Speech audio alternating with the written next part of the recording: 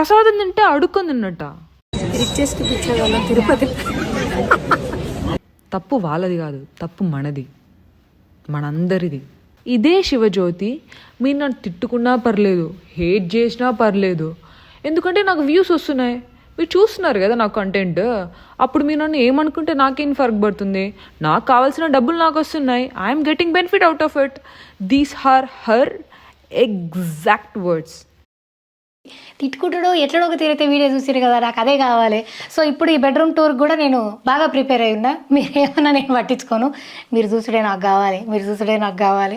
So ఇదన్నమాట. So వీళ్ళకి just content కావాలి అండ్ కాంట్రవర్సీస్ కావాలి. కాంట్రవర్సీస్ వస్తే ఇంకా మంచిది కదా.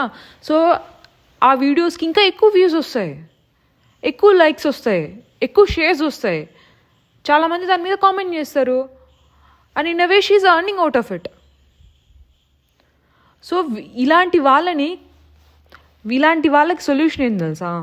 వీళ్ళ ఛానల్ని బంద్ చేసి పెట్టేయాలి. They have to ban such channels. అప్పుడే వీళ్ళకి బుద్ధి వస్తుంది.